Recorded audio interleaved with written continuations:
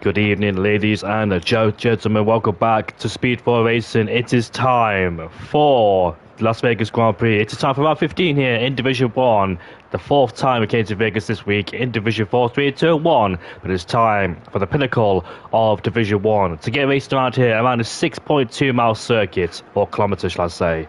Welcome back. My name is Jamie Morris, and hopefully I think Daniel will be alongside me very shortly as well in the commentary box. So 80 minutes of qualifying, and of course we've got the 25-lap race ahead of us. Safety cars were the most common denominator around the circuit a few days ago. Monday, Tuesday and Wednesday. Well, Monday, Tuesday when we had safety cars appear quite a few times as well as around here in Vegas. It can be prone for chaos, but we see a lot of action as well, especially down the 1.8 kilometer, 1.2 mile straight. Oscar's retired then, so he'll start at the back of the field like Folakonga did last week. It was Rise the Star who took pole ahead of Kaname. It was Rise the Star who had a fantastic qualifying last week, but unfortunately fell down the order as he dropped away in the second stint. Kaname was second ahead of Racing, and Fireblaze was fourth, with Samuel Gill making his debut in fifth. But last week, what a fantastic race it was around Miami Grand Prix. It was a fantastic race to watch as well, with Folakonga started down in 19th place. Then came home to finish in first after overtaking Kaname just on the final lap. It was neck and neck between those two in the final couple of corners as well. But we'll see what happens here in Las Vegas. And like I said, it has been known to cause a lot of chaos.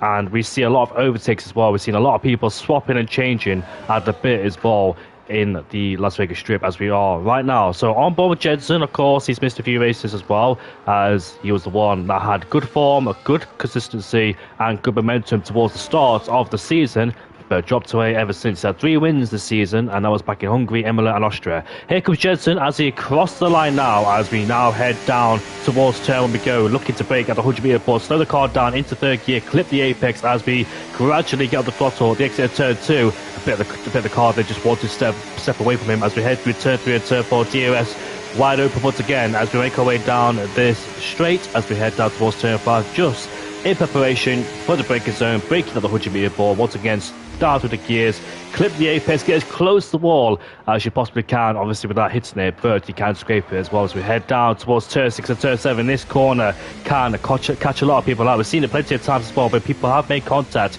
going down towards 6 and 7 with the outbreak themselves, as Jensen then gives the wall a bit of a love tap on the exit of turn 10 there, but luckily did not damage his car as he continues down these high-speed corners through turn 11 and turn 12. Now think about braking for turn 13. Arrive and drive at this corner around here. It can be so easy to hit the wall on the outside, but Jensen then with a 55.1 in the middle sector as he now will open the DRS very shortly as we reach speeds about 300, and for the top speed yesterday was about 353 kilometers an hour, but that all depends though if you do get the benefit of a tow. But Jensen has nobody in front of him, so it's all about the setup as well to see how much downforce you carry, how much downforce you dump as well to see the top speed of the car as we reach turn 14 towards 16, thread the needle, but as he hits the wall on the exit there of turn 16 then, so gives him a little bit of a compromised run as he heads down all the way towards the line, the last corner, as Jensen now crosses the line with a 30.8. Not a bad banker lap considering he did have a few excursions and a bit of a flirty moment with the walls. Here comes Laser,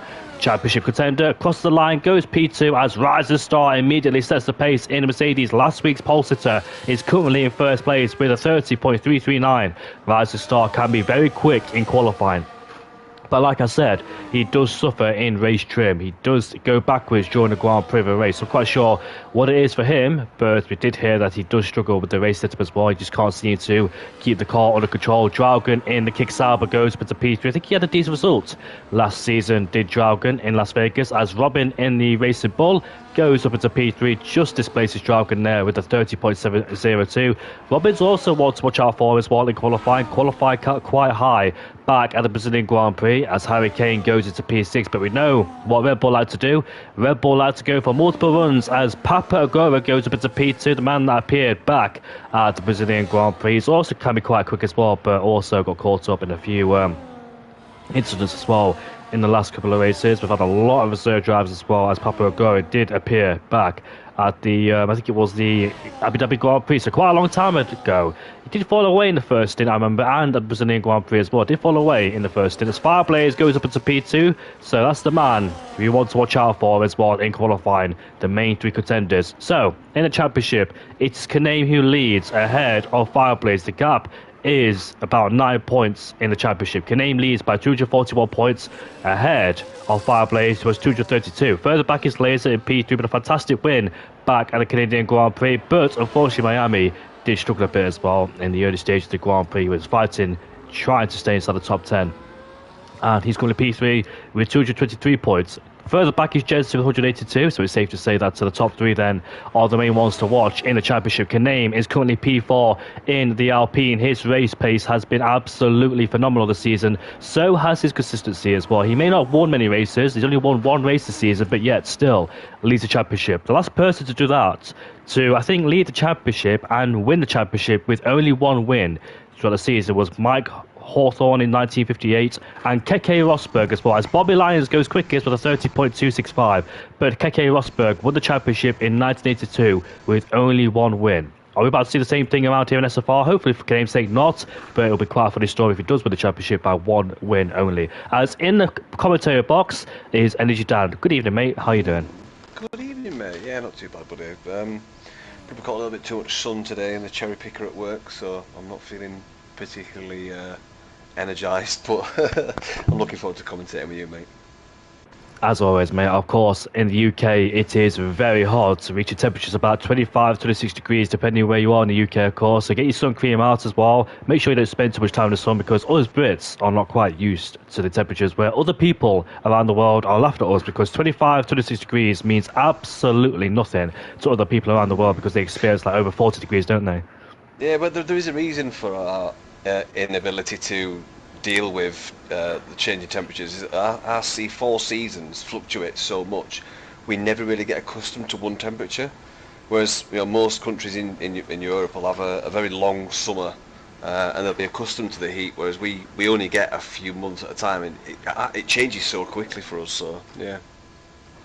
I remember as well back in April a few years ago, it was snowing. So what a drastic change in climate there for you. It's red all right now, but it was snowing a few years ago in April. As Harry Kane comes towards 14 and 16, a bit of a moment there. Harry Kane did crash, of course, last season in that particular part of the racetrack, taking out Noah Dietrich in the process, but Noah Dietrich came back to finish in 5th place at the end of the Grand Prix. Here comes Harry Kane towards the line. It's pole, provisional pole with a 30.213, and that was assisted by Bear Remy, who gave him a lovely tow down the back straight. And if you remember as well, yesterday, Div 3 and Div 4, if you do get the benefit of tow, you're most likely to be up there on pole, because the tow really does help you down a long straight. Yeah, it is a really long straight down here. Obviously not as long as Baku, but it's nearly there. I think it's only 170 metres shorter than Baku straight. But yeah, do you know what? I used to hate this track, Jamie, but it's actually grown on me quite a lot. I agree with you as well, because I think it was all about fashion as well, like years ago when it first got introduced in F1 23, or 2023, sorry, when it came back to the calendar. As Samid there, a bit squirrely in the exit at turn 13. It's all for show, really, but this track is going on me. We had a very decent race back in 2023 where Max Verstappen had a 5-second time penalty, but still won the Grand Prix after a collision with George Russell. Samid goes up into P12, and Charles Leclerc as well in the last lap of the Grand Prix, overtaking Perez down in towards turn 40 with a lovely lunge. Leclerc could have won the race, but unfortunately, Ferrari being Ferrari, they absolutely messed up the strategy, so that's why they didn't win the Grand Prix that day. But yeah, what a fantastic race that was as well. 2024 was a bit mid, of course. We hadn't really seen much action there, but of course, it was a Mercedes 1-2 with George Russell winning ahead of Hamilton. Hamilton messed up down in towards turn number 13 and cost him his qualifying. Also messed up as well, I think, down at turn 3 and 4, but still finished in P2 that day, as I think Verstappen finished in P3 as well, as Langford heads down towards turn 14. I think Verstappen took his 4th championship as well. All he needed to do was finish ahead of Lando Norris and outscore him by a few points, and he did exactly just that as well after a difficult season as well. Well, a difficult second half of the season with the Red Bull being off the pace, but still Verstappen was very consistent. He knew what he needed to do and just bring the car home and score as many points as he could with the early advantage he had towards the first half of the season. quick one for you. Laser's on a fast lap. He's just coming through sector 3, and Langfell's had a massive tour from Laser all the way down that second to last straight. Yeah, we've seen a few people grab a slipstream as well in different teams. We saw Atlas Copo yesterday. Langfell goes up into P12 ahead of Summit, but Atlas Copo, who tried to get a tow off the back of the two Racing Bulls, gave one of the Racing Bulls a 5-place grip penalty, but luckily that got removed as there was a lobby restart. Jensen goes up into P6 in the Mercedes with a 30.567 just behind Papo Gori as the Racing Bull of Robin or something. Who was it? Was it a Red Bull? I'm quite sure, but somebody just flew past it. It was Bobby Lyons there. Bobby Lyons. So this man was leading. What have you seen? So Langfell just hit the wall, but he's sort of like on an in lap. On board with Bobby Lyons. He goes deep in the breaker zone and he messes up in the exit as well. Therefore, he has to validate. He has to back off. As Hussein goes up into P4 in the Haas. Hussein has a mighty pace as well, but been unlucky at recent times as well, as he qualified, I think, inside the top 3 at the Japanese Grand Prix. Hussein has always been the one to watch. He was in that DRS train back at Miami, but he still can't seem to pick up his first podium of the season. He's been super close, but not close enough. As we ride on board then with somebody else. Rising Star P3 is improving the first sector by 500 as he really takes a lot of curve as well. So essentially cuts in the corner in towards turn 6 out of 7 and scrapes the ball in the exit of turn number 10 there as Rising Star gets back in the power once again. And let's see then how he does. Is his teammates there? His teammate is on the main straight, but unfortunately not close enough or not in striking distance to give himself a lovely tow down the back straight as Rising Star, but goes a bit deep, almost hits the ball in the exit of turn number 13 as he gets back on the lap pedal once again. Rising Star is 2/10 up in the middle sector as he opens his DRS, but of course Rising Star needs a slipstream because Harry Kane was benefited by that. So Harry Kane had a lot of straight line speed, but Rising Star won't, so therefore he won't gain time in the last sector against Harry Kane as we now head towards 14 and 16 there, a bit wide in towards 14 there, misses the apex, but nevertheless he threads the needle through that particular part of the track. It is very easy to slip up as well in that section. Here comes Rising Star now as he heads towards the line, out on deployment. He comes towards the line, it's a pole, it's 30.115, and despite not having a tow, he still takes pole by over a tenth or just under a tenth of a second. Yeah, that was a mega lap. That we're almost getting to the territories in the sub 30s here. If he could get a tow, I think we could probably see a 29.9 round here. Blistering pace as well. That's like esports level as well. That's kind of pace. I've not really seen anybody reach the 29s ever since I commentated, but we're super close. And I dare say Rising Star does get a tow from his teammates. Last week's pole sitter, of course, is Rising Star as Bobby Lyons. So I wanted to talk about him because he was leading majority of the Grand Prix last season, but unfortunately Bobby Lyons picked up a drive-through penalty because it didn't tell him there was a delta on when the safety car came out. Fireblaze caused a safety car in the last few laps of the Grand Prix, which bunched everybody up, and Bobby Lyons unfortunately had a 10-second penalty as he retired from the Grand Prix as well. It was Hazara who won the Grand Prix, but Hazara obviously is not here tonight. Hazara winning after finishing second the season before after MDJ overtook him in the final lap on the Las Vegas Strip. Bobby Lyons out of turn 16 now as he progresses down towards the line. Let's see what the young Brit could do as he powers his way down towards the line. Is this pole for Bobby Lyons? It is. Oh, it's so close. It's 200th of a second, or under 200th there between Bobby Lyons and Rising Star. It is super tight in that pack. It's 1100 between those two. Yeah, I mean, even back to P3, Jamie's pretty tight. You know, it's less than a tenth between these three. And then even back from P4, 5 and 6, there's then again only another tenth between them three. And then another tenth between 7, 8 and 9. So yeah, there's quite a few drivers all bunched together with very similar times. So it's going to be interesting to see what happens in the race when everyone settles out into their race pace. Indeed it is then. Harry Kane is still in the pit lane. There is 3 minutes left to go. So despite not a lot of action on the track, this qualifying session has absolutely blitzed by. Oscar starting last like Volakonga did, but Volakonga started 19th on that day as well to finish in first place as he usually does. I wish we had Azara and Volakonga in the session, but unfortunately those two cannot make it here tonight. We've got a few people on the outer laps as well. Jensen is one of them in the Mercedes. We've got Harry Kane is also on an outer lap. So I wonder if Harry Kane in the Red Bull, because his best lap time is on a 3-lap old set of soft powered tyre. He did his best lap on the third lap on the same set. So having a brand new set of tyres, the extra grip as well through the corners, the high speed corners in the braking zones, and also get the tow of his teammates might help him to get towards pole. Harry Kane I can confidently say hasn't taken a pole this season because he has struggled in qualifying. I say struggle, qualifying is not really his speciality, it must be said. His race pace is 100% better. So let's see if Harry Kane can get his first pole since last season as we round up board with Jensen, and the man that has 3 wins under his belt this season and no poles as he heads down towards turn 1 this time into third gear, clipping the apex, being very patient on the throttle. Oh, massive wheel spin on the exit of turn 1, and that lap time unfortunately has been ruined immediately, but still he's got plenty of time. His tyres should be okay because he's only done 2 corners and his ERS is already saved up then. So one more shot is it for Jensen. Yeah, unfortunate that, mate. I'm actually surprised that Rising Star hasn't come out to actually help each other out here. It just doesn't make sense, you know, and the track with such long straights. I don't see why they don't just help each other out, like. But yeah, Jensen could certainly use that help to get a little bit further up the field from P7.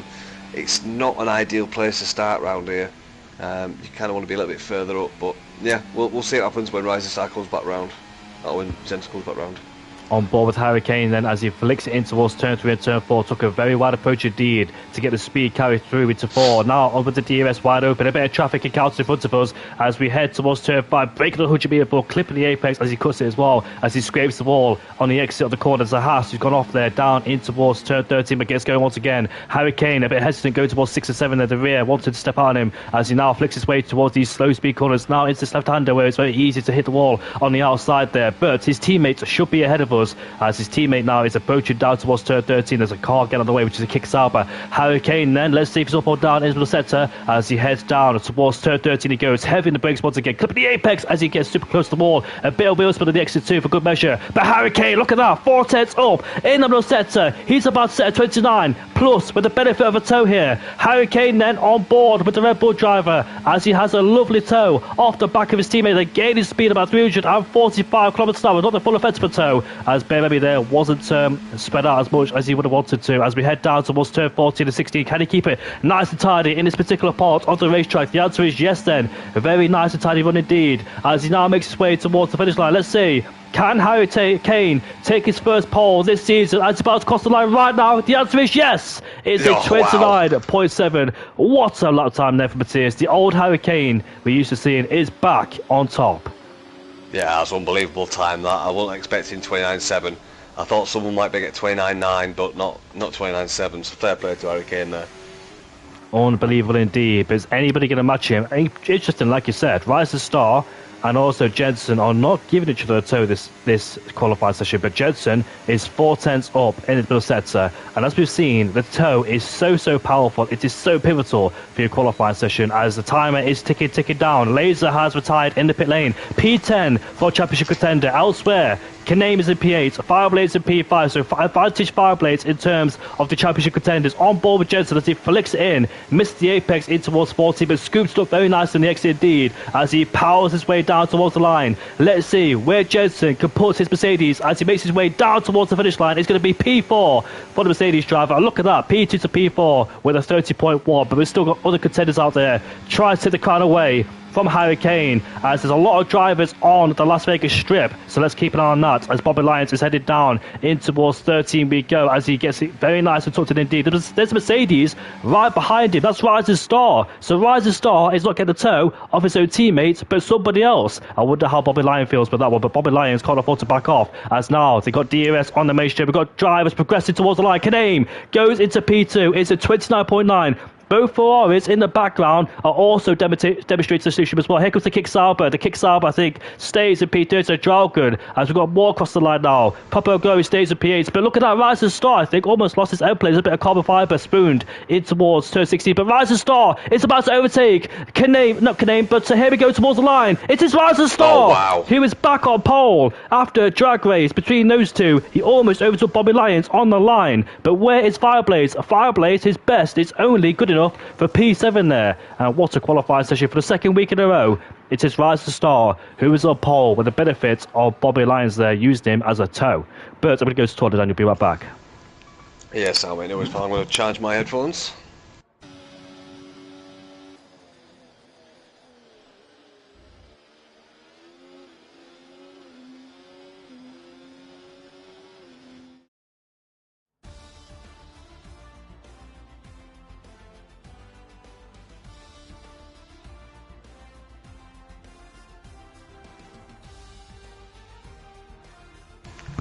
Yeah, Rising Star taking pole position with a 1:29.590, unbelievable time. Hurricane in second, Kanem in third, Bobby Lyons in fourth, Jensen in fifth, Hussein in sixth, Fireblaze in seventh, Paparuga in eighth, Robin R in ninth, and Laser locking out the top 10 with a 1:37.39. So who's got quali pace setups and who's got race pace setups, we will soon see.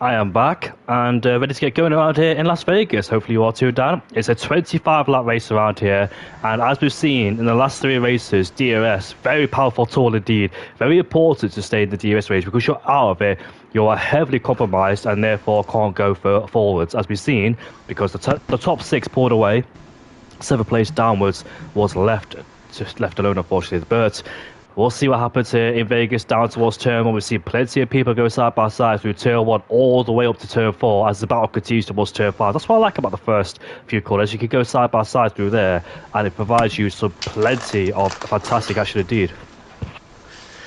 Yeah, it's a very heavy braking centric track, this, especially between turns 1 and 4. It's hard to get it nailed around here, especially if you're on the hards. The hards are really bad for braking around here, Jamie. Yeah, indeed. Approaching speeds about 304 kilometers down towards 80 in the braking zone, so it's going to be very difficult to slow the car down, especially with heavy fuel as well, being that dirty air, which is not going to help the downforce of the car, especially in the first sector as well. So it's all about managing around here as well before we can fully push as the tyres get up to temperature in the early stages of the Grand Prix. As Rising Star then pole, but like I say every single week about Rising Star, his race pace doesn't seem to be up there. He does tend to lack towards the latter stage of the Grand Prix where it comes towards the second stint. He just tends to drop out the DRS range because I think his tyres just wear out too sufficiently, and therefore he drops out the DRS train. So can he work on that? Can he fix it? Is it down to him, the handling of the car, the setup?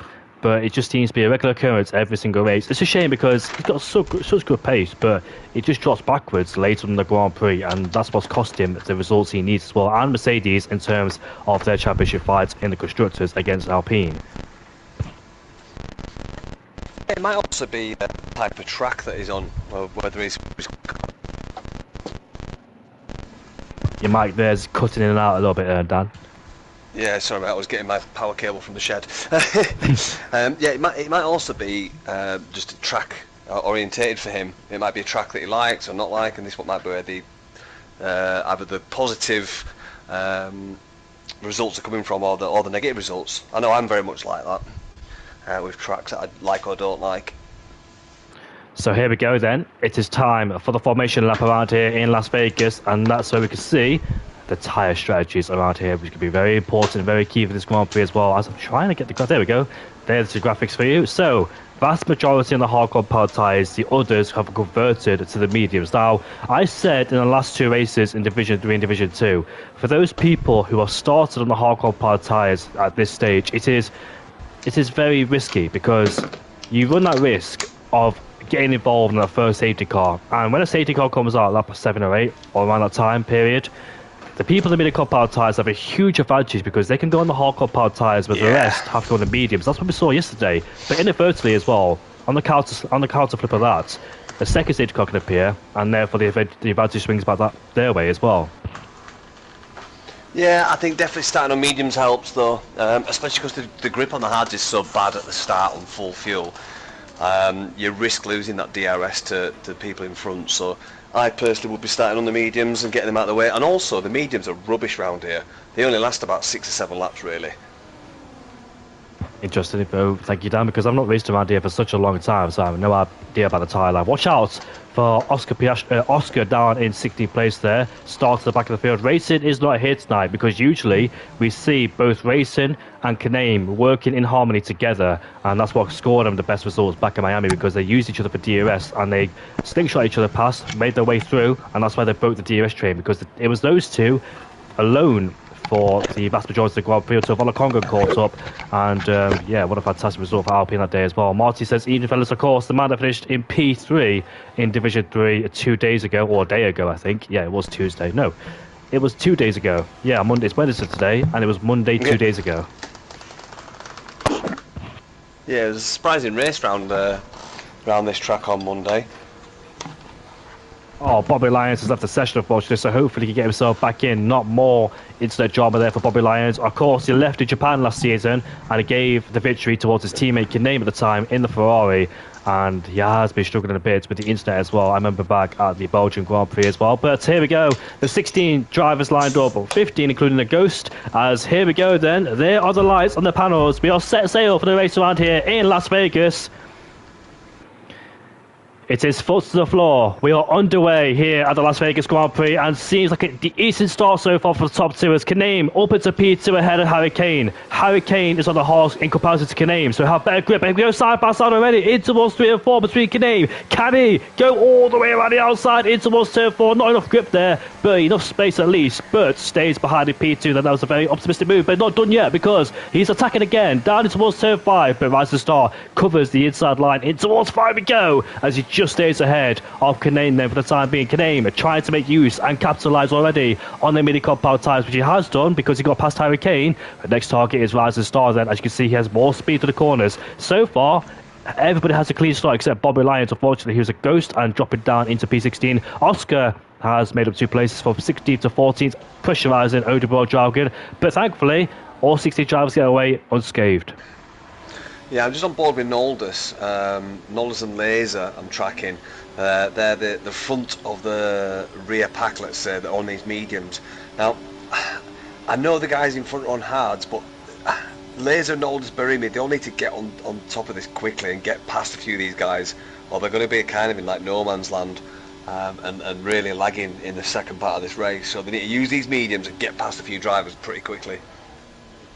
Yep, downwards from 9th down to 15th as Hussein has a bit of a moment out of turn 14 there. The car just wheel spinning the exit at turn 14 as Oscar is up into P13 ahead of Jargon. Then makes the move very nice mistake. He's made up 3 places so far in 1 lap. But Kaname is pressurising Rise to Start immediately as we head down towards turn 1. It's like the same with Kaname as well, trying to get past these guys on the hard compound tyres as Bayram's gone for a spin, unfortunately, in the final corner. That's a very bizarre place to spin indeed. But the DRS then is wide open on this straight then as we see Kaname with the flap open as Rise to Start is not going to fight because he knows Kaname is on the mini compound tyres. I think for the time being at this stage of the Grand Prix he is going to settle into P2 as Kaname hits the ball on the exit there of turn number 5. But Rise to Start then playing the smart game, just sit behind Kaname and use it for the back of the DRS. There was no point fighting that. Yeah, I kind of agree, mate, as well. But I'm kind of wondering now, looking at this field with Rising Star, Harry, Hussein, Jensen, Fireblaze, even Robin R, if these guys can hold on like this and keep the medium runners behind them, they might actually be in a good position later on in the race when they put some faster mediums on. But like you said before, it just depends about the safety cars and whether they get screwed over by a safety car or even the virtual safety cars. I agree as well, as we see Harry Kane there with the DRS, because Riser Star has depleted a lot of his batteries. So I thought that when Riser Star got overtaken, he used the back of Kaname, used the DRS at the back of him and saved the battery. He's currently lacking down. You can see the steering wheel of the Mercedes, it is 60%. So he desperately needs to save battery, because if you don't have any battery around here, you're going to get absolutely swallowed up by the guys behind as well. And Harry Kane then looks to put the pressure on Riser Star, who still is clipping down the straight as we head down towards turn 1. So I think Harry Kane knows that Riser Star is struggling to try and save the batteries. Oscar down in 12th place has set the quickest lap time of the race. Bobby Lyons now has set the quickest lap time of the race. Paparuga's struggling. Oh, Laser's going to go around the outside now. And Laser's got a position on Paparuga, who was struggling on those hard tyres. He got a bit of a moment into turn 3, I think it was. And now Laser is up 1 position. Sorry, Jamie. That's all fine, mate. It's all good. As we see now, headed down towards turn 5, you can see that Riser Star struggling once again in the corners as Papa Ogura is fighting with Nordis. Nordis just squeezed the head off the kick cyber driver to go side by side in an obscure place. You don't really go side by side here, but of course, they end their fight before the corner. Nordis has now been relegated up into P9, has a bit of a moment on the curb at the exit of turn 7 there, as he's trying to stay with the DRS, because those two went side by side. They've cost themselves a lot of time. So are we about to see the second half of this train? Nordis desperately needs to stay in the DRS with Laser, otherwise the guys behind will be all at the back of him. As we see then, as we head through turn 13 we go, getting very close to the wall of the exit indeed. Is there going to be any more changes now in the field, because Kaname is the leader of this DRS train, the pack right behind him. Riser Star struggling to save battery. Harry Kane looking to progress forwards as we now ride on board with Harry Kane. The two ahead of him go side by side. Riser Star takes the lead again away, but Kaname's going wheel to wheel in towards turn 13 we go. That's a very risky move, but still muscles his way past Harry Kane. Now in terms of the championship, Fireblaze is only 2 places behind him and only about 9 points away the championship. So Kaname making very risky moves indeed, because sometimes it can end badly when you go side by side. Ask Harry Kane last season when there was a lot of contact with him in towards 14 and 16, but they're all at the back of each other here with the DRS wide open then, following each other one by one as we now head onto the second straight. Once again with the DRS is Harry Kane looking for a move, this time on Kaname, as we head down into towards turn 5 we go. Kaname just stays ahead for the time being, but that was great defensive skills there, but a bit too risky, especially at this stage of the Grand Prix. Yeah, I'm just looking on board with Fireblaze and a few other drivers actually up this front end, and they're really lacking with battery, whereas the people in front or behind are either on 100% or very much up to the higher end. So it's interesting to see how much battery people are using, how much people are saving, and whether that's going to come into play in today's results. Indeed it is. Fireblaze I talked about back in Abu Dhabi, where he's one of those drivers where he does struggle with the battery. So that's one of his biggest kryptonites as well during the course of the Grand Prix. He's got Jensen and Robin right behind him, and Laser too. His championship rival Laser in P8 is there on the mini compound tyres. But here we go then. We've got Harry Kane, we've got Kaname and Riser Star all fighting for the lead of the Grand Prix. Oh, they're almost caught on the straight. Oh my goodness me. And here comes Hussein. That could have ended badly as we head down into walls. Oh, there's more coins in the wall. Oh, wow. Kaname is in the wall. That's the championship leader. That's a big dent in his Grand Prix, unfortunately. And he made contact with the same as they went side by side in towards turn 13. That has massive consequences for the championship. And this is the first time we've seen Kaname make a mistake he's got there. Damage as well. And he heads to pit lane as well. Yeah, he's got major damage. It'll be a wing change. The only saving grace is he can go on the hards all the way to the end, but he's going to be so far behind now. That's literally wrecked his race. This has opened the doors for Fireblaze now, because he gets beaten by Kaname quite a lot. We saw back in the last few races, where in the last 4 races we saw Belgium, China, we saw in Austria as well, Singapore, Italy, where he got beaten by Kaname just all the time. Kaname just somehow had a magic trick of his sleeve to get him on the last lap as well, considering he has some good pace in the Alpine. But Kaname then, he talks about the interview, try and gain as many points as he can. He's not going to go for the race win unless he can absolutely go for it, and he's absolutely certain and confident he can go for the race win without any drama. without fighting too much because he knows the championship on the line. But this is a big chance for Fireblaze to gain all those points back on Kane. Oh, somebody just flirted with the wall there at the exit of turn 14. That was the Sauber, who was dropped down into P8. Oscar now puts himself into P7, but Oscar's got he got a lot of cars right behind him as the two-make contact there with the Ferrari powered engines. As Fireblaze overtakes Jensen, Rising Star overtakes Harry Kane to put himself back in the lead of the Grand Prix. As we see Oscar, did he defend that position? He does. So despite being hunted down by those two, right to the back of his gearbox, he still defends as Laser right in front of him is deploying ERS or dumping the ERS. Now Oscar side by side with them as we head on the main straight. Oscar up into P6, 16th to 6th in the space of 6 laps. Yeah, these medium tyres are going to start fading for these guys now. They're still raceable, but yeah, you can. I would say once you get to lap 10, they're toast. They're done. If you started on full fuel, in terms of competitive laps, probably 8 laps really max. So yeah, some of these might be starting to feel these medium tyres just starting to wane that little bit.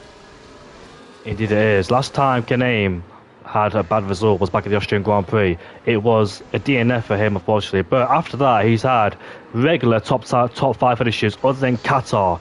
But Kaname has been super consistent throughout the whole season as, yeah, he's just been in the top 5 majority of the Grand Prix. I'm wondering if anyone that's on the mediums and still within touching distance of the leaders actually try and trace them for a few more laps, try and get pulled along by these leaders and then undercut them. You'd be probably going a little bit longer on the mediums that we want to do, but if you can actually stay on the back of them, it might be able to pull you further into a winning territory. But we'll soon see what happens in a few laps' time. Here's Fireblaze over the inside of Harry Kane. That's a risky move there for the championship contender. Tries to go to the inside, but Rising Star has a bad exit at turn 16. But Fireblaze as well making moves that are very risky, especially during the early stages of the Grand Prix, because usually you want to settle into that DRS trainers. Bobby Lyons actually is having a good recovery drive from last on the grid because of his disconnection. He's up into P9. Both Oscar and Bobby Lyons are progressing really nicely to the field as well. So that's what I want to talk about, is the most gained. The most lost is Bobby Lyons that had a massive snap and oversteer at the exit at turn 2. The most gained is Oscar up into P6, but actually Laser is back down in 10th place where he started. Those medium runners have not progressed whatsoever. Laser did up into P6 was the highest, but after that Rising Star once again hits the wall at the exit of turn 5. You can really see the back of the car is quite loose. We've seen it plenty of times when we ride on board with him, but he just really struggled with the back of the car on traction there, does Rising Star. So I wonder if the low downforce setup is not helping his case at all. You can see him just wiggling about in the slow speed corners, and especially the exit of turn 16 where he almost lost it on the last lap as well. But Robin's also done a good job up into P5. A clean race from Robin this time, because he's also one of those drivers that also gets involved in a little bit of incidents now and then. As we head down towards 14 we go, with all these guys bunched up. Fireblaze on the last lap tried to overtake Harry Kane, but this time a bit too far back to make a lunge, because Harry Kane's right to the back of Rising Star with the DRS open, sure to get past him. As we can see, Oscar in the background has overtaken the Dutchman of Robbie, who is now relegated down into P6. And Fireblaze, will he capitalise with the DRS open? He goes to the inside, up the inside into towards turn 14. Fireblaze up into P2. This is a big chance for Fireblaze to gain some major points as Kaname. I thought for 1 second he made a mistake, because I saw that on the track map he was stationary, but not to be. Here comes Rising Star back on the Ferrari. He's heading down in towards the final corner, up the inside. Will he go down the inside towards turn 1? No, he stays behind for the time being, but they are both lacking battery. That's their biggest problems in this Grand Prix, just saving battery. Yeah, it's a bit of a killer. I was going into non and doing the old gear 7, gear 8 trick to try and boost some battery, but luckily sector 1 and the first part of sector 2 you can do a lot of that in harvesting mode, so as long as you're on top of it and you concentrate, you can build it up relatively quickly. This is the highest I've seen Fireblaze all season long. He hasn't picked up a win just yet this season. He's currently in second place in the championship, but that could change later in the Grand Prix, because his rivals are Laser and Kaname, P10 and P16. Fireblaze is in a sweet spot in P2, under massive pressure though, because you've got to look forwards and behind. in terms of placing his car and trying to overtake at the right time. Just coordinate his attack, but it's so difficult. When you got Hurricane has lost it out of turn 13. He's been shuffled down to P5 there. Unfortunately for the Red Bull driver, he has lost the lead of the Grand Prix. Rising Star goes through. Here comes Jensen as well on his own teammates as the DRS is open, not for Fireblaze, as he lost it because of Hurricane. But here comes Jensen side by side with his teammates as we head down towards turn 14. The level pegging in the braking zone. Which one of the two works? Oh, there's so much almost contact there between those two. Rising Star backs off. Oscar is there in P4. What a fantastic drive for Oscar. He's about to make another place. It's up into third place. As what a race this has been so far, and there's still plenty more of it as well. Hurricane is under massive pressure once again from Robin as the Mercedes of Rising Star hits the fall. As we head down towards turn 1, there's the two RBs, there's a Sauber as well. Hurricane's losing traction, really struggling there with the throttle as he once again slides through turn 1 and turn 2. Lost the rear end again, and he's trying to put pressure on Rising Star as once again Remy, his teammate, has spun backwards there, unfortunately where Fireblaze crashed last season and caused safety car. Yeah, it turned out to be an interesting battle, this Jamie.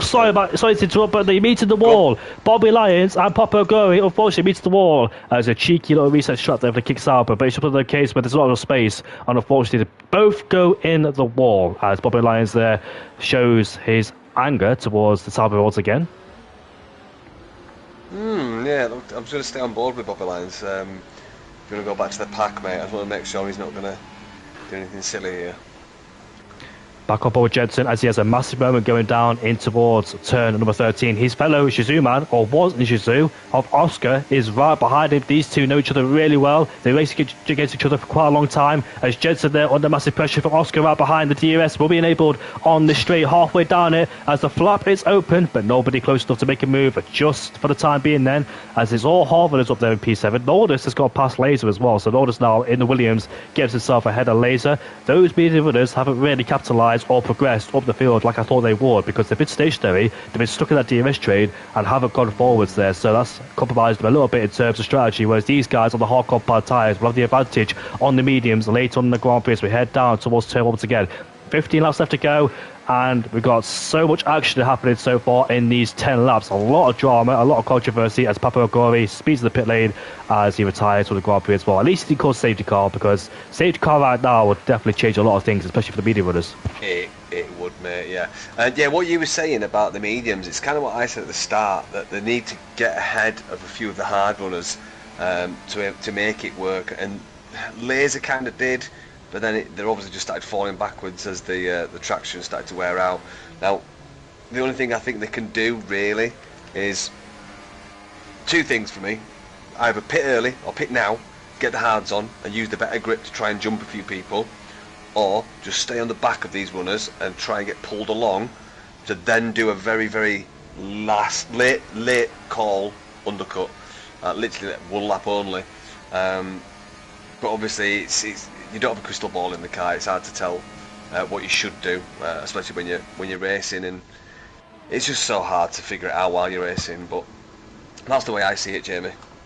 Fireblaze has been relegated down to P3. Oscar now up into first place. And here comes the other Mercedes up the inside too. So Fireblaze about to lose 3 places, but he's trying to go around the outside of the inside line into the space. Just barely. There's contact. And there's more contact. Hurricane is in the wall. He has lost his end plate as Rising Star tries to squeeze through. But unfortunately the wall as well. As Fireblaze lost the DRS towards Jensen and Oscar as we head down towards turn 1. It is so risky because you arrive at such great speed heading down towards turn 14 and going side by side through a tight place like that on the track. There's bound to be contact, and evidently, as you saw, there was contact, but Hurricane, I think he tried to avoid Rising Star but hit the wall himself. So Hurricane, who had a really good qualifying position, unfortunately is down in P4 with a broken front wing as well, so not gone well for both Red Bull drivers so far in this Grand Prix, as Rising Star then has been shuffled down to P7 as he tried to make the move, he tried to follow his teammates, he tried to follow Oscar, but Fireblaze left enough space, I dare say. It's just one of the things where the two cars meet in a very tight place like that. I think Fireblaze gave us respective room as Jensen,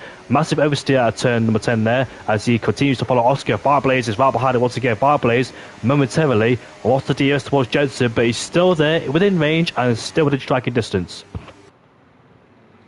Yeah, it's unfortunate from Hurricane there. I was on board with him when it happened, and he did just try and avoid the car and just dinked his wing ever so slightly on the right hand side. So yeah, really unfortunate from Harry Kane. But I'm really intrigued to see how Nordis and Laser are going to do now that they're on the fresh hards. 20 and 22 seconds behind Rising Star respectively. So yeah, I'm going to keep an eye on these two and just see exactly what they can do in terms of lap times.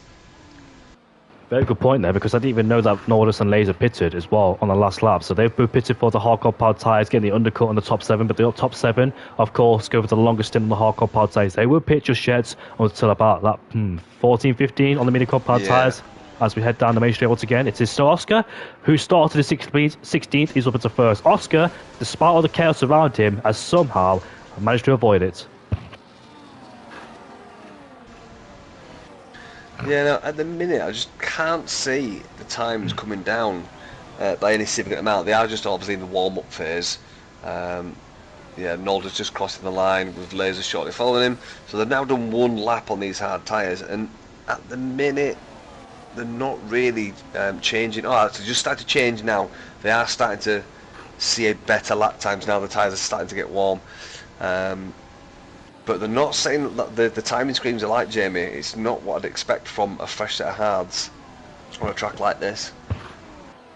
Yeah, Kaname was the one actually set the fastest for the Grand Prix. As we see, Oscar's last lap time was a 34.1, and Norris's last lap time was a 30. Well, actually, he hasn't done one just yet because that was his out lap, the last lap. So, I mean, you see what he does on this lap. He is gaining, but not too much, like I said. It's only a little bit of chunks of time being taken out by the advantage of the guys ahead. But obviously, the guys ahead are in that DRS train, and will Fireblaze make a move on Jensen? They're going side by side, but Fireblaze is not enough alongside just yet to make a move. Or Pouts down the inside. He stays behind Jensen for the time being. So, Fireblaze, big chance to win the Grand Prix, and a big chance to get the podium, and a big chance to take points away from his championship rival Kaname in P10, because Fireblaze has been beaten quite a lot by Kaname in the last few races, such as the pace, the strategy, the teamwork and effort Kaname has put in.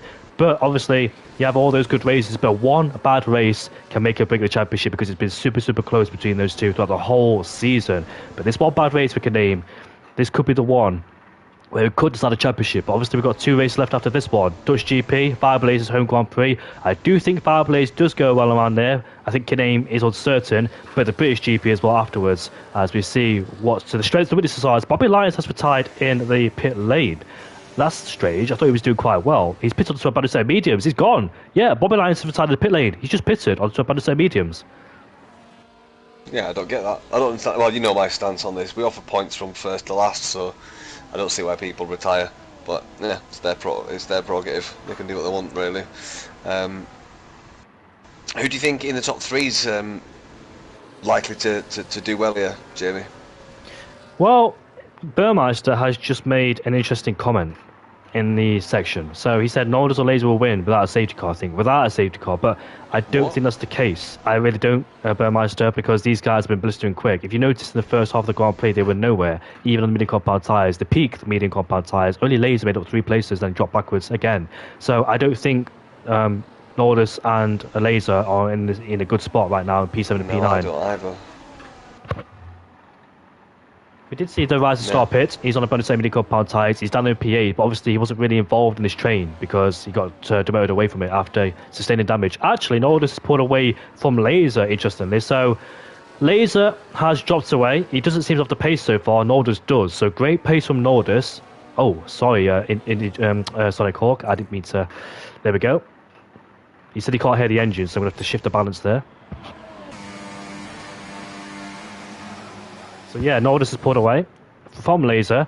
Rising Star on a bonus set of mini compound tyres. 11 laps left to go. So we'll see.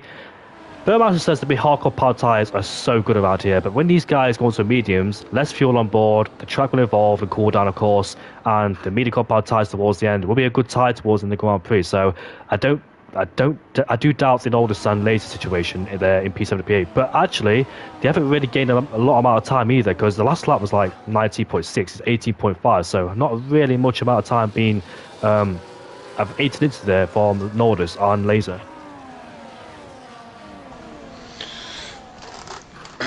Yeah, I just think at the minute there's a bit of a stalemate going on here between P1 to P6 and then Nordis backwards. The deltas between each car's kind of staying the same, Everyone's kind of settled in, and we're just waiting for Oscar, Jensen, Fireblaze, Harry Kane, Robin, or Hussein to blink first. Whoever blinks first out of these front runners will be the cat amongst the pigeons. That will set the ball rolling, and I'm just waiting for that now.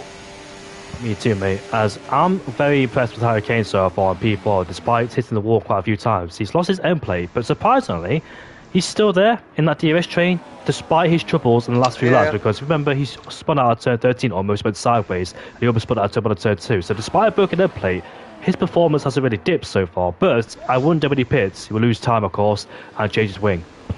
Nah, I won't change it. I mean, it's such a low setup round here. I mean, most people are running like, what, 6.2 wings? I think I was running 8.2 wings. You know, you're not going to lose that much downforce, really. You're already running low downforce, so a bit of an end plate missing is not going to really change much to the car, I don't think. But do you think the reason why Harry Kane's still there in P4 with good pace is because of that DRS? Because if, let's say for example, when he breaks the DRS or lose the DRS for whatever reason, he might not be able to catch up because the guys ahead will pull away, plus the little bit extra downforce in these corners. Yeah, I know what you're saying, but I think that's the case with a normal wing, never mind a broken wing. I don't think it really matters. If you lose the DRS round here, you're screwed. So I think he may as well stay with whoever he can. Don't put a wing on. Just do what he's doing, because as long as he can match someone, like say if who's he behind now, Fireblaze, match what Fireblaze does. Fireblaze pits, you pit. Fireblaze continues on, you continue on. Just literally do whatever Fireblaze does, because you can use. Look, they're all pitting now. Look, yep. Yeah, absolutely every single one of them wanted to pit because you'd be at a disadvantage if you didn't pit. So I think Harry Kane's not going to put a wing on. Nope, he isn't. No, he's not. No, I didn't think he would. He's going to stay with this pack, and he's just going to hang on to them all the way to the end.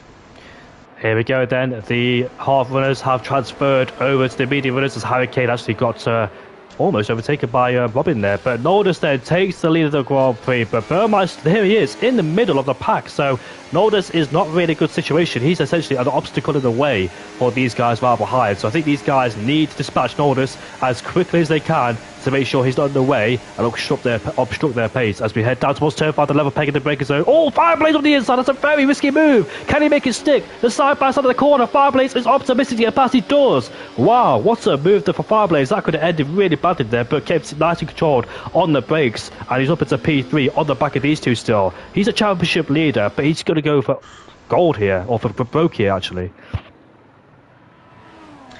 Yeah, it looks like everyone's just kind of continuing back up again now that the front leaders, the front runners have pitted. I think these mediums are going to be pretty overpowered compared to the guys that run the hard tyre. However, the last 2 or 3 laps on those mediums is going to be quite difficult, I think. Indeed, especially for our Star.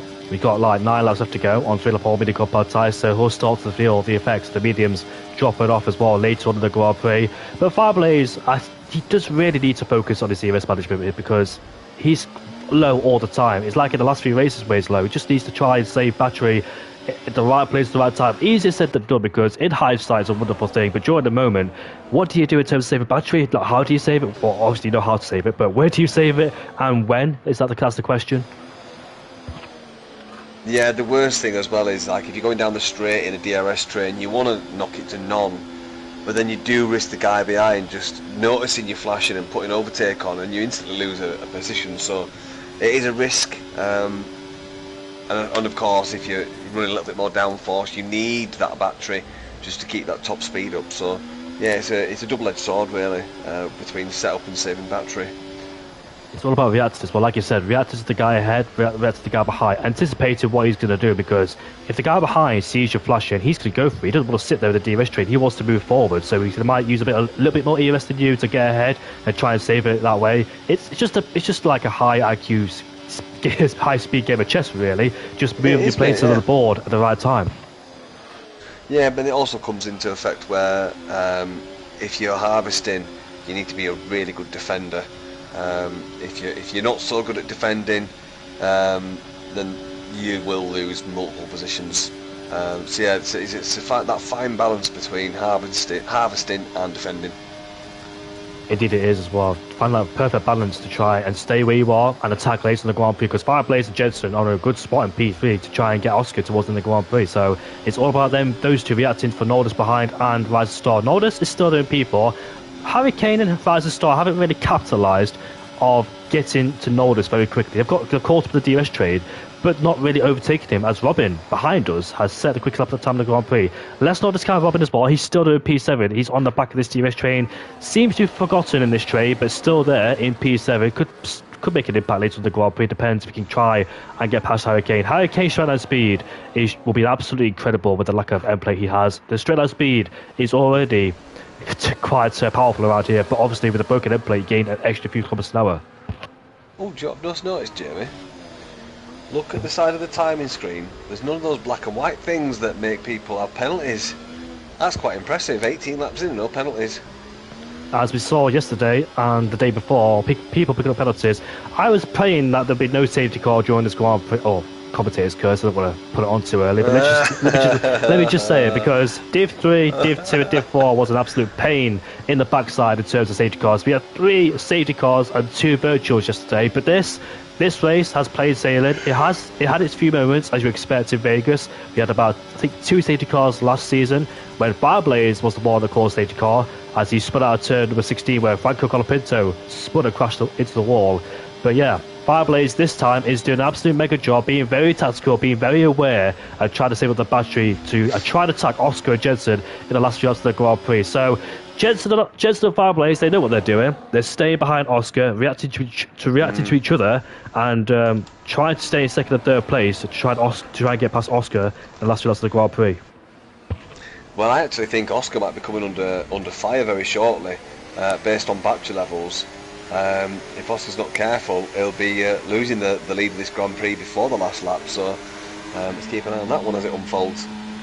So we had a moment in turn 1. Harry Kane dive bomb Rise of Star towards turn 1, but didn't make the move stick, went deep, and therefore Rise of Star switched back, under and over, back up into P5, and Harry Kane there trying to get past the medium runner as quick as he can, the old mini compound timer. Oh, Rise of Star once again sliding through turn 6 and turn 7. I noticed Harry Kane literally cut the corner in towards turn 6, so maybe 1 warning headed his way, but obviously you need 3 warnings to get that penalty on your name. But Rise of Star, notice as well, he does struggle in terms of the rear instability of the car. The car just sliding everywhere he goes. As you can see, as we head down towards turn 13, Harry Kane is much closer as they clatter the curb, as Harry Kane almost in the wall once again in towards turn 13. Super close then, leaving no margins, no crumbs on the table in terms of space between the wall and his tyres. But here we go then, on the straight once again. Here comes Robin with the extra battery as he goes side by side with Harry Kane. The Dutchman progresses up into P6 ahead of the Norwegian, and Harry Kane still there as we head down towards the braking. So we go, there's contact almost, there's more contact, but Harry Kane squeezes through around the outside, and Robin's hit the wall.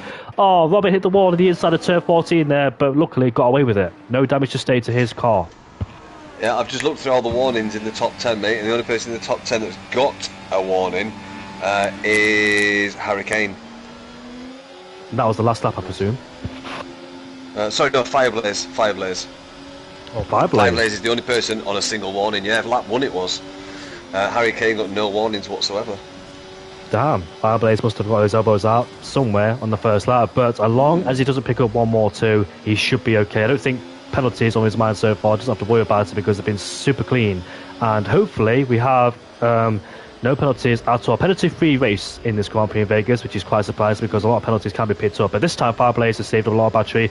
I can't wait for the last stage of the Grand Prix because Oscar, he's anticipating this. He knows he can save battery because he knows Jensen and Fireblaze won't overtake him at this stage of the Grand Prix. He'll be wise to. So Oscar, like it was with Volokongan last week, because Volokongan and Kaname in the top 2, Volokongan was being followed by Kaname the whole race in the second stint. So Volokongan just saved battery, knowing that Kaname will go for the last lap. So this is what Oscar's doing, just trying to save the battery, ready for the last lap attack. You can see these guys flashing down the straights, indicating they're harvesting the energy and staying behind Oscar as well.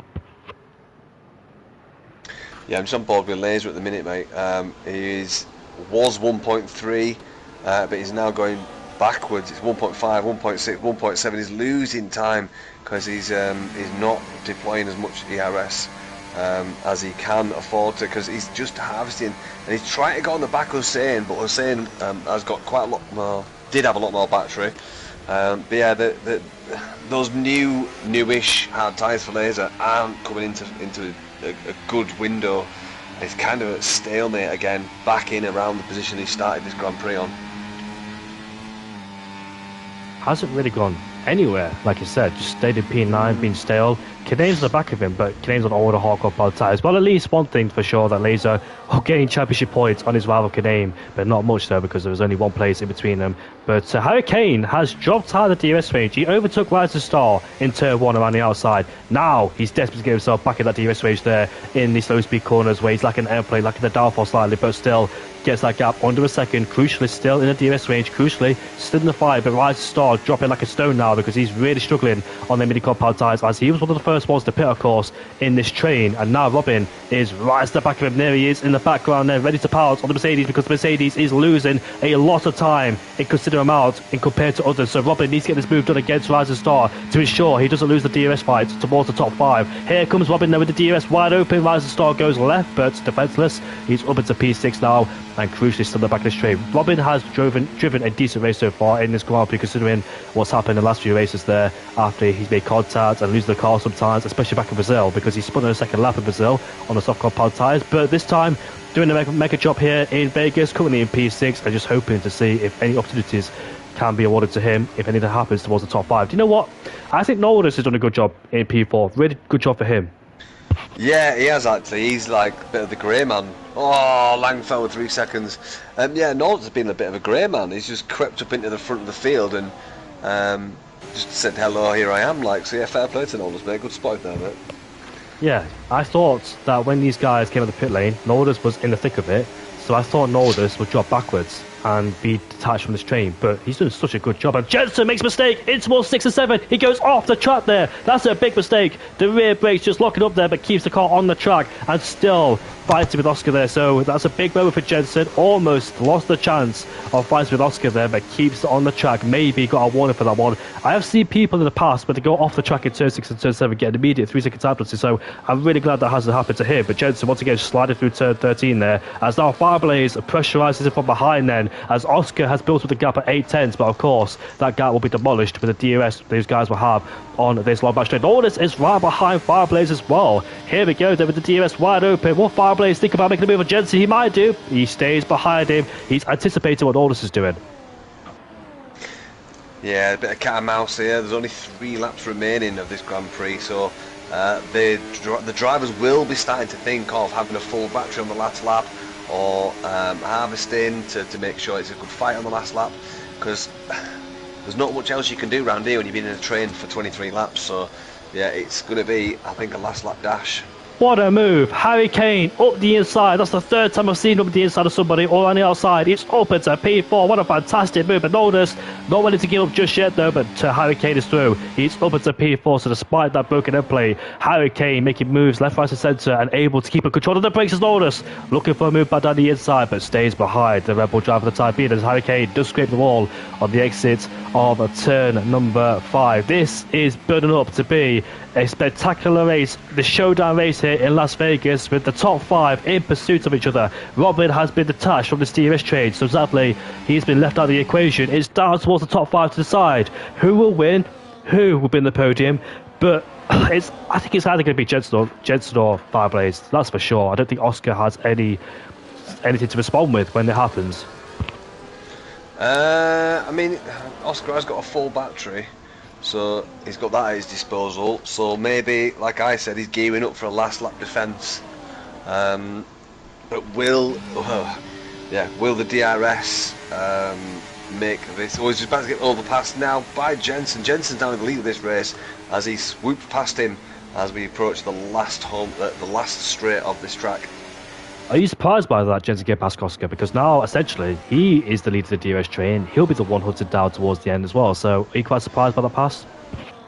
No, not really, because it's tactical. Because he'll have He'll pass him on this sorry lap, to and he'll interrupt, but pass look him at this. back on the last one. Hurricane's down the inside towards turn 1. Sorry to interrupt again, but Hurricane's going side by side with Fireblaze. Fireblaze there trying to hang on to a podium. All of a sudden, Hurricanes came out of nowhere with blistering pace, and Fireblaze just stays ahead of the Red Bull for the time being. Hurricane is looking very feisty and interested, and he's trying to make his way back on the podium after losing his place. So, sorry to interrupt there, Dan. No, it's absolutely fine, mate. You got to go with the action. What I was saying is though, I think it's tactical from Jensen because he wants to be in front on this lap. Then he'll get overtaken again on the end of at the start of 25, and then towards the end of 25, he'll take it back again. So I think it was actually quite a good move from Jensen to do it then, because yeah, tit for tat, it'll end up going Jensen's way across the line. We're about to find out who will have the advantage towards in the Grand Prix. I literally have no idea. Watch out for Hurricane as well. The Red Bull has been literally up the inside of people in towards turn 1, making moves in unexpected places. As now we're on the main straight once again, the back straight with the DRS wide open. Let's see if Oscar stays behind, but he might be forced into an overtake because Fireblaze is right behind Oscar with the DRS open. Will Fireblaze forced Oscar to overtake him? Hurricane's right there as well, and Notice is right there too for the taking. The top 5 in battle as we head down towards turn 4. Hurricane's down the inside in towards 14. Can he make it stick? Fireblaze goes a bit deep in the corner side by side, but Fireblaze just stays ahead. He's trying to force Oscar to overtake Jensen, but it didn't work. He pushed him to the corners. Has that compromised Fireblaze slightly? Oscar is right behind Jensen as well, so that didn't happen there for Jensen. Jensen wanted Oscar to overtake him, but couldn't quite do so. Oscar there was being pushed on the straight, literally. But Fireblaze, why would you make those risks? You're in a championship fight. You can't afford to make contact with anybody. But here we go. Then our turn 4, turn 5 we go. DRS wide open once again. This is a battle for the win. This is a battle for the podium. But who will end up on the podium? It's all questions to be answered later on the Grand Prix. Hurricane is defended from Lourdes right behind. This is the last lap. Lourdes is pushing Hurricane to the corners. This could get very messy. Heading down in towards 14 as Lourdes there pressurising Hurricane once again. Hurricane a bit snappy as Lourdes gets a second penalty. So that's him out of the equation for a win or a podium. Now it's down towards the top 4 to see who will win this Las Vegas Grand Prix. I think Oscar's played a blinder there by not overtaking Jensen, because Jensen's really going to be vulnerable now in the second to last straight, even on the last straight. So yeah, cracking IQ from Oscar there. 1.9 kilometers, 1.2 miles down the straight there. Oscar will have the DRS wide open to overtake Jensen. Oscar placed his car at the right time, at the right moment, as the DRS is wide open. Jensen's been overtaken by Oscar. Here comes Fireblaze as well. Will Fireblaze make a move? Yes, he is. Fireblaze is up at a P2 ahead of Jensen, but still, could Fireblaze outdrag Oscar towards the line? We're about to find out now as we exit turn 16 we go. I think Oscar has enough breathing space in between himself and Fireblaze. Oscar, who started down in 16th place, here comes Jensen on the inside. Jensen takes away P2. Oscar wins the Miami Grand Prix, Las Vegas Grand Prix, sorry, as he started on the P16. Jensen up into P2 on the line. Fireblaze on the podium once again with Hurricane in P4, and Fireblaze will go to the Dutch GP to lead the championship as well. What a bonus there for Fireblaze. Yeah, that was like one of the most exciting race finishes I've seen in a long time. Absolutely brilliant from Oscar there. He resisted having to overtake Jensen, and that just meant that on the last lap, on the last straight, he had enough to come across the line in P1. So yeah, fair play. Well done to Oscar there, because Fireblaze tried to get him to overtake Jensen. Oscar was having none of it. Fireblaze was literally pushing him. Could have gave himself damage there, Fireblaze as well, but the overspeed he had on the back of the Alpine's gearbox. But he's still in the P3. Hasn't got a win just yet this season. But no win this season. Can you believe it? It's like Keke Rosberg. I don't know, it's like Mike Hawthorne with no wins, I think, when he won the championship. Jamie, I really started to do this, mate, but I'm going to have to go, mate. I'm not feeling too great, mate, with this sunstroke, so been a pleasure, mate, but I'm going to have to shoot off, mate. It's all good, mate. Nice to commentate with you. Thank you for joining me. Pleasure as always, mate. Enjoy the interviews, buddy, and I'll catch you soon. Catch you soon indeed.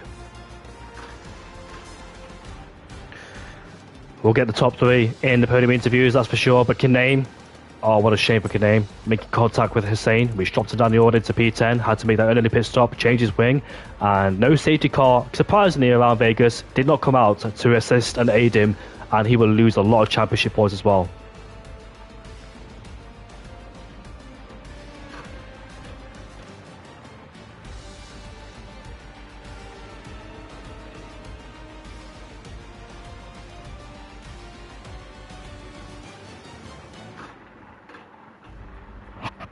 We're just awaiting the guys to join the podium interviews, and then we can hear what the top three have to say. What an incredible race in Vegas when we saw Jensen literally outdrag Fireblaze towards the line despite getting swamped by Oscar and Fireblaze. Sometimes as well, it's all about saving battery in the final stretch towards out of turn 16 towards the line. That's we've seen plenty of times where people make the overtake, but sometimes they run out of battery and the guy behind gets them back on the line as well. We saw that yesterday at the Vegas Grand Prix in Division 2. But Jensen's joined the podium interviews. He did finish in second place, of course. We're just waiting for Fireblaze and Oscar. Let's see if Oscar does join. He doesn't really join the podium interviews, but I hope he does, so we can have a word with him, because that was an intense race for Oscar, because usually we talk about Wallacongin and Oscar streaking away. Not this time, though. When Oscar got ahead up into first place, he was still being hunted down and chased by the guys behind. So hopefully he can join the podium interviews and we can hear what he has to say. Fireblaze should be in the scene anytime given. He may be frustrated, but he leads the championship heading into his home Grand Prix in Zandvoort. It's a big dent in the championship for Kiname, unfortunately. But sometimes you can have one bad race, but in a close championship like this, you can't afford to have any bad races at all. And he made a lot of risky moves, but unfortunately Hussein made contact with him down in towards turn 14, which really put a dent to his race. No safety car came out to help him either, to get him back himself in the pack and in the fight. Fireblaze has joined the party. It's okay, so goed gedaan vandaag, Fireblaze. Hoe gaat het? So Fireblaze, what a race for you, mate, because you saw your championship rival taken out of the equation in the stage of the Grand Prix, and when you saw him drop down the order, down into last place, what was going through your mind?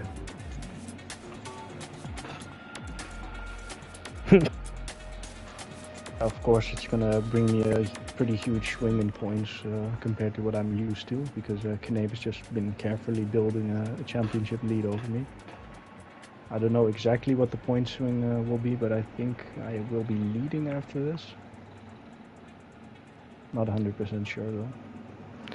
Yeah, I think you'll be leading after this Grand Prix, and that was a very intense battle indeed, because you were P3 majority of the Grand Prix. You and Jensen were just following each other, trying to get Oscar in the last stage of the Grand Prix. But what was your plans going in towards the last stage of the Grand Prix? Because you tried to get Oscar to overtake overtake Jensen, but Oscar did not budge. He stayed behind him, he resisted the attack and stayed in P2. So did you think that you should have overtaken Oscar to try and get Jensen towards in the Grand Prix on that stage? Well, I guess in hindsight it maybe would have been better, but I also thought that he actually was willing to overtake Jensen at that point, but he started saving at the end of the straight, which then I started to kind of bump draft him, hoping he would maybe still go for it, but yeah. Eventually, I knew I had to back out. Yeah, he did have to back out as well. And there was a lot of like very, very sketchy moments as well, because like side by side with Hurricane and Rising Star as well. Talk us through that moment. It's been turn 14 and 16.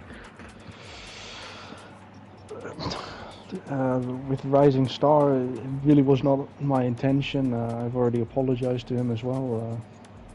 I've already talked it over a bit with him in PMs, but yeah. Not really my intention in general to do that, and with Hurricane, yeah, but to my knowledge it went quite cleanly, but... And Hurricane as well, I think on lap 24, was putting mega pressure on you, because you were focused purely on the top two, but all of a sudden Hurricane came out of nowhere. Was he starting to make you a bit nervous as well? No, not really. I knew he was already there, but yeah, it was a bit unexpected, but yeah, I was able to fend it off luckily. And well done today on P3, mate. You did a fantastic job. You may have taken the championship lead, but you still got no wins, mate. So hopefully at your home Grand Prix or Silverstone you get a win. Imagine if you win the championship with no wins. That'd be incredible. That would be pretty incredible, but also kind of a shame. 0 wins. Yeah, imagine that you win the championship with 0 wins. Has anybody in Formula One done it? I know people people have won championships with 1 win before. I think like Keke Rosberg has, and I think it was Mike Hawthorne at the time. But I don't think anybody in F1 history has won a championship with 0 wins. I think in MotoGP has happened. It actually happened recently, 2020, when a MotoGP rider won a championship with 0 wins. But No. Hello, Harry. Nice to see you here. But to continue for you, Fireblaze, how do you feel with the last two races? How are the nerves knowing that now you're the championship leader?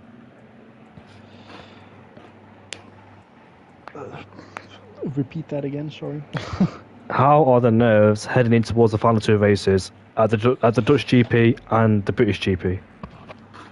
Well, obviously, it's just going to be ramping up quite a bit towards the end, trying to actually get the title and maybe also get a win in the end.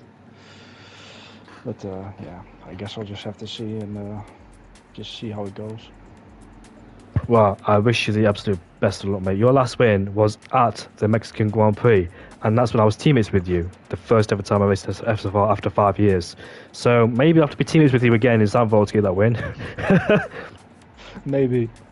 But yeah, your last win was in Mexico. Yeah, your last win was in Mexico. All that time ago, quite a long time ago indeed. Last season. Unbelievable indeed. But I really do hope you get your first. Yeah, you lead the championship, but I really do hope you get a win as well. I hope so too. Anyways, good stuff today, mate. Nice to speak to you on the podium once again, and I'll see you next week in Zandvoort. And I wish you the absolute best, mate. Keep it calm, keep it composed, and just try your best, really. Will do. Moving on to the man in the second place. Well, Jensen, you just pipped Fireblaze towards the end there, but you're a bit disappointed because when you overtook Oscar on lap 23, I think it was, did you expect him to overtake you back on lap 24 so you could be behind heading towards the last lap? Because I think you and Fireblaze worked together to try and get Oscar back ahead of you.